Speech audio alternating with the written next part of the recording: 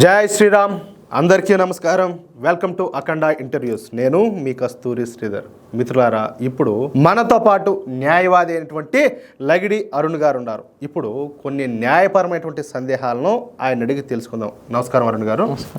ఇప్పుడు మన దేశంలో ప్రజలందరూ సమానమే కదా, చట్టం ఎవరికి చుట్టం కాదు కదా, అవునా కదా? అవును.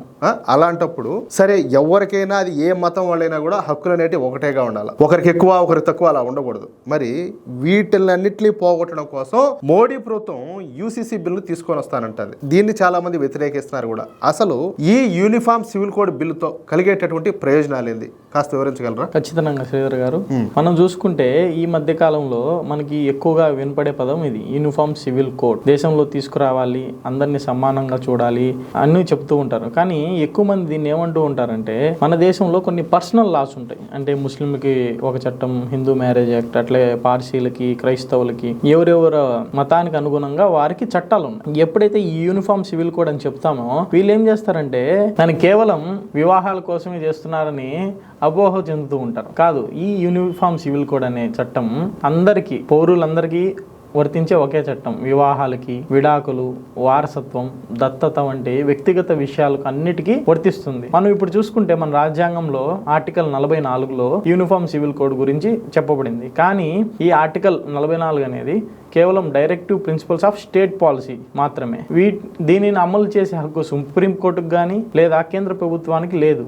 ఆయా రాష్ట్రాల్లో వారి రాష్ట్రాల్లో ఈ చట్టాలని చేసుకొని అమలు పరచుకోవచ్చు. మనం ప్రస్తుతానికి గోవాలో చూసుకోండి, యూనిఫామ్ సివిల్ కోడ్ అనేది ఉంది. అలాగే ఉత్తరాఖండ్ లో కూడా యూనిఫామ్ సివిల్ కోడ్ అనే చట్టాన్ని చేసుకొని అమలు చేస్తున్నారు. ఈ చట్టం చేసుకుంటే భారతదేశానికి చాలా ప్రయోజనాలు ఉన్నాయి. భారతీయ పౌరులంతా ఒకటే చట్టం కిందకి వస్తారు. అప్పుడు వాళ్ళ పెళ్లిళ్ళు గాని, విడాకులు గాని, వారసత్వ హక్కులు అన్ని ఒకటే చట్టంలో ఉండి కోర్టులకు కూడా ఈజీగా ఉంటుంది. ఇప్పుడు మనం చూసుకోవచ్చు, మన కోర్టులో చాలా కేసులు పెండింగ్ లో ఉంటాయి. ప్రతి ఒక్కరికి ఒక్కొక్క చట్టము, ప్రతి మతానికి ఒక్కొక్క చట్టము, ఇలా వాళ్ళు కూడా ఇబ్బంది పడుతూ ఉంటారు. ఎప్పుడైతే ఒకే దేశం ఒకే చట్టం కిందకి మనందరం వస్తామో, ఈ పెళ్లి వివాహాలు రిజిస్ట్రేషన్లు కానీ, అలాగే విడాకులు కానీ, ఇవన్నీ కొంచెం సులభంగా అయిపోతాయి. అలాగే మనం ఇప్పుడు చూసుకోండి, మన హిందూ చట్టాల ప్రకారము ఆస్తుల్లో వాటాలు ఇస్తున్నాము స్త్రీలకి. వారికి కూడా పురుషులతో సమానంగా ఇప్పుడు హక్కులు అనేటివి కల్పించారు. అలాగే ఇప్పుడు ఈ యూనిఫామ్ సివిల్ కోడ్ అనే దాన్ని తీసుకొస్తే అందరికీ, మహిళలకు కూడా సమాన హక్కులు అనేటివి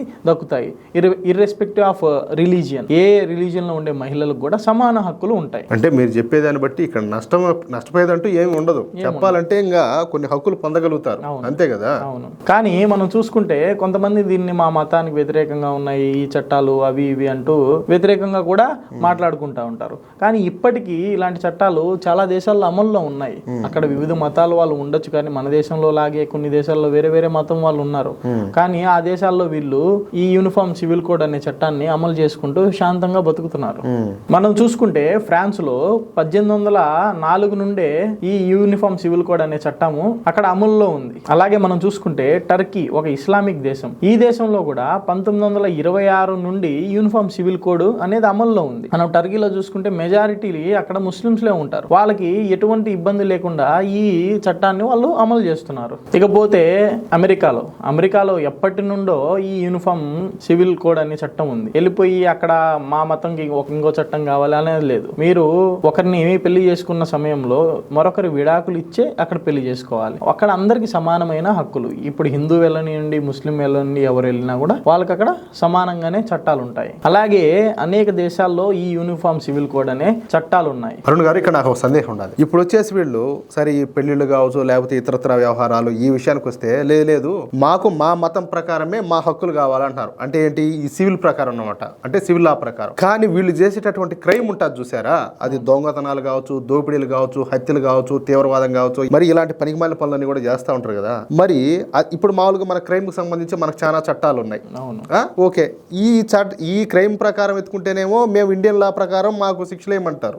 సివిల్ లా ప్రకారం తీసుకుంటేనేమో మా మతం అట్లా చెప్పదు, మా మతం ఇట్లా చెప్పదు అని చెప్పి అట్లా అంటారు. మరి వాళ్ళకంటూ కొన్ని మతపరమైనటువంటి శిక్షలు ఉంటాయి, ఏది షరియా అని చెప్పేసి ఇట్లన్నీ కూడా చాలా ఉన్నాయి. మరి క్రైమ్ విషయానికి వస్తే వాళ్ళు ఎందుకు దాన్ని యాక్సెప్ట్ చేయరు? అరే అంటే మన సౌదీలో చూస్తూ ఉంటాం, ఏదో దొంగతనాలు చేస్తే చేతులు నరుకుతారు, ఇంకేదో తప్పులు చేస్తే తలలు నరుకుతారు అన్నట్టు. మరి ఆ లెక్క ప్రకారం వాళ్ళు క్రైమ్ చేసే చేసినప్పుడు సరే మా మతం ప్రకారమే మాకు శిక్షలు ఏమని చెప్పి అడగాలి కదా, మరి ఆ విషయంలో వాళ్ళు ఎందుకు అడగరు?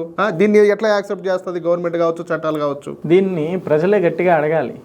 ఈ మధ్యన మనం ఈ యూనిఫామ్ సివిల్ కోడ్ తీసుకొద్దామంటే కొన్ని లా కమిషన్లు కూడా రిపోర్ట్లు ఇచ్చాయి. మన దేశము ఇంకా ఈ చట్టాలకి సిద్ధంగా లేదు అని వాళ్ళు ఒక రిపోర్ట్ ఇచ్చారు. అరుణ్ గారు, భారతదేశం సిద్ధంగా లేదంటే ఎందుకు సిద్ధంగా లేదు భారతదేశం? అది ఈ ప్రభుత్వాలకే తెలియాలి, ఆ కేంద్ర ప్రభుత్వాలకి, ఇక్కడ ఉండే రాష్ట్ర ప్రభుత్వాలకే తెలియాలి. అంటే ఇక్కడ మనము టర్కీలో ఉండే మనుషుల కంటే అంత ఇంటెలిజెన్స్ కాదా? జర్మనీలో ఉండే వాళ్ళకంటే ఇంటెలిజెన్స్ కాదా? ఈ రోజు భారతదేశం ఆర్థికంగా పరిగెడుతుంది అంటున్నారు, కానీ ఎప్పుడో ఇలాంటి ట్రెడిషనల్ చట్టాలను పెట్టుకుని ఇంకా వెనక్కి నెట్టేస్తున్నాం ప్రజల్ని. ఎవరిని డెవలప్మెంట్ అవనీయటం లేదు. ఇలా ఆడవాళ్ళ హక్కుల్ని అనగదొక్కుతూ వాళ్ళని కూడా వెనక్కి నెట్టేస్తున్నాం. ఏది ఏమైనా మన దేశంలో, ఇంత పెద్ద డెమోక్రటిక్ దేశంలో ఒకే దేశం ఒకే చట్టం కిందకి మనం అందరం రావాలి. అప్పుడే ఈ దేశం ఆర్థికంగా కానీ అభివృద్ధి పరంగా కానీ మనం ముందుకెళ్తాం. అంతే కదా. ఇప్పుడు నేను మొదట్లో చెప్పినట్టు చట్టం ఎవరికి చుట్టం కాదు. దేశంలో ప్రజలంతా సమానమైనప్పుడు, అన్ని మతాలు ఒకటేనన్నప్పుడు మరి చట్టాలు ఎందుకు ఒకరికి ఒక విధంగా ఒకరికి ఒక విధంగా? ఏడనే మనకు ఆ డొల్లతనం కనపడలా? మీకు అర్థం అవుతుందా? అది విషయం. కాబట్టి కంపల్సరీగా వీలైనంత త్వరగా ఈ యూసీసీ బిల్ అయితే అమలు చేయాల్సిందే. ఈ దేశంలో ఉన్న ప్రజలకు అందరికి కూడా ఒకే చట్టం ఒకే న్యాయం ఉండాలి, లేదంటే మనం చాలా నష్టపోతాం. మొహమాటానికి పోతే అదేదో వచ్చాదన్నట్టు. కాబట్టి ఆ మొహమాటాలకు తావీయకుండా త్వరలోనే ఆ బిల్లు ఏదో తీసుకొస్తే మన దేశానికి మరింత మేలు చేసిన వాళ్ళు అవుతారు. అవునా కాదా? ఇక్కడ మరొక విషయం ఏంటంటే, చాలా మంది ఈ ఎలక్షన్స్ వచ్చినప్పుడు సరే మాకు ఈ ఉచిత పథకాలు ఏమి ఇస్తారు, మాకేమన్నా సబ్సిడీలు ఇస్తారా, అది చేస్తారా ఇది చేస్తారా అని మాట్లాడుతూ ఉంటారు. మరి ఎందుకు దేశంలో ఉన్నటువంటి ప్రజలు, అది మన తెలుగు రాష్ట్రాల్లోనే కాదు దేశంలో కూడా, ఇప్పుడు అందరూ సమానంగా స్వేచ్ఛగా బ్రతకడం కోసమే కదా మనం స్వాతంత్రాన్ని తెచ్చుకునేది. ఎంతో మంది తమ ధన మాన ప్రాణాలను కూడా త్యాగం చేసి తృణప్రాయంగా మనకు స్వాతంత్రాన్ని తెచ్చిపెట్టినారు. మరి అలాంటిది ఈ సమానత్వం లేనప్పుడు, అందరికీ సమాన హక్కులు లేనప్పుడు ఇంకెట్లా మనకు స్వాతంత్రం వచ్చే ప్రయోజనం ఉంది? కాబట్టి ఎప్పుడైనా ఎన్నికలు వచ్చినప్పుడు లేదా ఆయా సందర్భం వచ్చినప్పుడు మీకు అవకాశం ఉన్నప్పుడు ఖచ్చితంగా హక్కుల కోసం గొంతెత్తండి. ఈ దేశంలో ఎన్ని మతాలున్నా అన్ని సమానమే, ఎంతమంది ప్రజలున్నా అందరూ సమానమే. కాబట్టి చట్టాలు అనేటివి కూడా అందరికీ సమానంగా ఉండాలి. ఒకరికి ఏదో ఒక రకంగాను, ఇంకొక రకంగాను ఆ విధంగా ఉంటే ఈ మనం చెప్పుకునే మాటలన్నీ కూడా ఈ పనికిమాలిన మాటలే, ఎందుకు పనికిరాని మాటలు అన్నమాట. అది విషయం. అయితే మిత్రులారా, ఇప్పుడు మన న్యాయవాది అయినటువంటి అరుణ్ గారు ఏం చెప్పారో మీరు స్పష్టంగా విన్నారు. కాబట్టి మీ ఆలోచన ఏంటి, మీ అభిప్రాయం ఏంటో ఈ వీడియోకు సంబంధించి మీ యొక్క అమూల్యమైనటువంటి అభిప్రాయాలను తప్పనిసరిగా కామెంట్ రూపంలో తెలియజేయండి. అలాగే ఈ వీడియో మీకు నచ్చినట్లయితే ఖచ్చితంగా ఈ వీడియోను నలుగురికి షేర్ చేయండి. అలాగే ఇంతవరకు మీరు గనక మన ఛానల్ను సబ్స్క్రైబ్ చేసుకున్నట్లయితే ఇలాంటి మరిన్ని ముఖ్యమైనటువంటి టాపిక్ల కోసం ఖచ్చితంగా మన ఛానల్ సబ్స్క్రైబ్ చేసుకోండి, సపోర్ట్ చేయండి ప్లీజ్. జై శ్రీరామ్, జై హింద్.